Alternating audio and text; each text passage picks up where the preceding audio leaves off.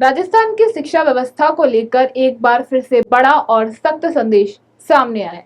इस बार खुद प्रदेश के शिक्षा मंत्री ने शिक्षकों की जवाबदेही तय करते हुए ऐसी चेतावनी दी है जिसने सरकारी स्कूलों में कार्यरत शिक्षकों के बीच हलचल मचा दी है। सवाल अब सिर्फ पढ़ाई का नहीं बल्कि बच्चों के भविष्य और सरकारी शिक्षा व्यवस्था में जनता का भरोसा कायम रखने का है।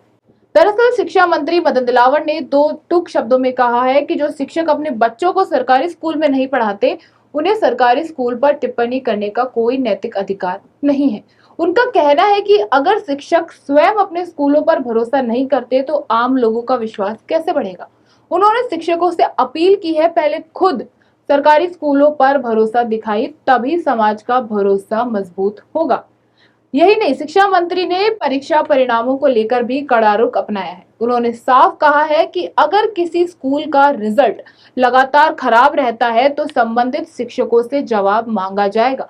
विशेष रूप से 40% से कम अंक दिलाने वाले शिक्षकों की जवाबदेही तय होगी। उन्होंने कहा कि शिक्षा विभाग अब केवल चेतावनी देकर नहीं रुकेगा, बल्कि कमजोर प्रदर्शन करने वालों पर सख्त कार्रवाई भी होगी।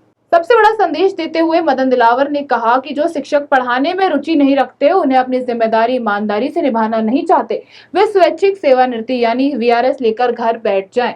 उन्होंने स्पष्ट शब्दों में कहा है कि सरकार बच्चों के भविष्य से कोई समझौता नहीं करेगी। शिक्षा व्यवस्था में वही शिक्षक रहेंगे जो पूरी निष्ठा और जिम्मेदारी के साथ छात्रों को बेहतर शिक्षा दिलाने के लिए तैयार है। हालांकि शिक्षा मंत्री ने मेहनती शिक्षकों की सराहना भी की है। उन्होंने कहा कि राजस्थान में करीब 1 लाख से अधिक शिक्षक कार्यरत हैं और उनमें से लगभग 98% शिक्षक पूरी ईमानदारी और समर्पण के साथ अपना दायित्व निभा रहे हैं। लेकिन कुछ लापरवाह शिक्षकों की वजह से पूरे विभाग की छवि खराब होती है। इसलिए प्रदर्शन के आधार पर मूल्यांकन और जवाबदेही दोनों तय की जाएंगी। मदन दिलावर ने यह भी याद दिलाया कि 28 जून 2024 को उन्होंने शिक्षा सुधार की कई निर्देश जारी किए थे, जबकि 22 फरवरी 2026 की समीक्षा बैठक में भी सरकारी स्कूलों की गुणवत्ता सुधारने पर विशेष जोर दिया गया था। अब बड़ा सवाल यही है, क्या शिक्षा मंत्री की यह सख्त चेतावनी सरकारी स्कूलों की तस्वीरें बदल पाएगी?